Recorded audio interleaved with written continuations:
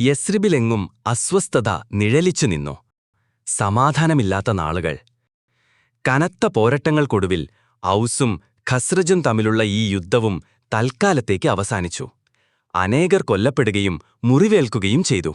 എങ്ങും ശോകമൂഖമായ അന്തരീക്ഷം. സങ്കടങ്ങൾ യസ്രിബിനെ പൊതിഞ്ഞു. ആളുകൾ അവരുടെ മരിച്ച ഉറ്റവരെ മറമാടുകയും മുറിവുകൾ കെട്ടുകയും ചെയ്യുന്നു.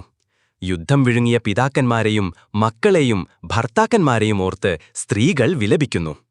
യസ്രിബ് മുഴുവൻ സങ്കടങ്ങളുടെ ഒരു വലിയ തിരമാലയാൽ മൂടപ്പെട്ടു. ഒരുപാട് കാലങ്ങളായി ഇവർ തമ്മിൽ കനത്ത സംഘട്ടനത്തിലാണ്. നൂറ്റാണ്ടുകൾക്കു മുമ്പ് യമനിൽ നിന്ന് പലായനം ചെയ്ത് യഥ്രിബിൽ സ്ഥിരതാമസമാക്കിയതു മുതൽ ഇവർ പരസ്പരം പോരടിച്ചുകൊണ്ടിരുന്നു. ചെറിയ നിസാര കാര്യങ്ങളിൽ നിന്ന് തുടങ്ങി അത് വലിയ സംഘട്ടനത്തിലേക്ക് കലാശിക്കും. വിശേഷ ദിവസങ്ങളിൽ അവർ ഒരുമിച്ചുകൂടും. യസ്രിബിന്റെ തെരുവുകളിൽ അവർ പരസ്പരം സ്വന്തം കുടുംബമഹിമ പറഞ്ഞ് ഗാനമാലപിക്കും. അവസാനം അത് വാക്കുപോരായിത്തീരും.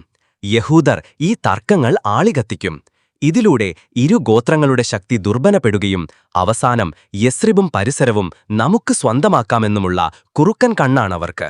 തളം കെട്ടിയ കാർമേഘത്തിൽ ആശ്വാസത്തിന്റെ വെളിച്ചം തെളിഞ്ഞു. യുദ്ധവിരാമത്തിൽ ജനം ആഹ്ലാദിച്ചു. യുദ്ധങ്ങൾ അവർക്ക് മടുത്തു. വെറുതെ വരുത്തിവെച്ച തീര നാശനഷ്ടങ്ങൾ ഇനി ഒരിക്കലും ഉണ്ടാകരുതെന്ന് ഓരോരുത്തരും ആഗ്രഹിച്ചു.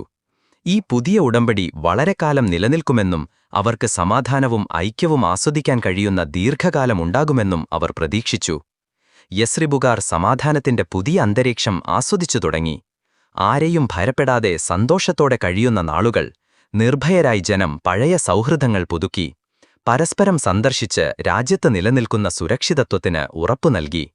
മാലിക് ബിൻ സിനാൻ അൽ ഖസ്റജി കാലങ്ങൾക്ക് ശേഷം തന്റെ അയൽവാസികളും കളിക്കോട്ടുകാരുമായ ബനു അബ്ദുൽ അഷ്ഹലിന്റെ മക്കളെ കാണാനിറങ്ങി.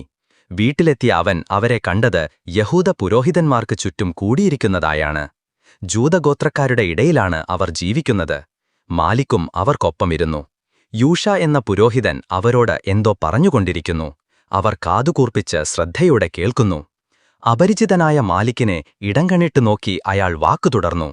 ഹറമിൽ നിന്ന് പുറപ്പെടുന്ന അഹ്മദ് പ്രവാചകൻ ജനിക്കാറായി. കൂട്ടത്തിലിരുന്ന ഖലീഫ ബിൻ സാളബത്തുൽ അഷ്ഹലി അദ്ദേഹത്തോട് ചോദിച്ചു, യഹൂദ സമൂഹമേ, ഈ പ്രവാചകനെക്കുറിച്ച് ഞങ്ങളുടെ പിതാക്കന്മാർ എത്ര തവണ നിങ്ങളിൽ നിന്ന് കേട്ടിട്ടുണ്ട്. നിങ്ങൾ ഞങ്ങളോട് അദ്ദേഹത്തെക്കുറിച്ച് വളരെക്കാലമായി പറയുന്നു. ഇതുവരെ അദ്ദേഹം പ്രത്യക്ഷപ്പെട്ടിട്ടില്ല. ഇനി പ്രത്യക്ഷപ്പെടുമെന്ന് ഞാൻ കരുതുന്നില്ല. യൂഷ അവനോട് പറഞ്ഞു, അതെ, ദൈവം തന്നെ സത്യം.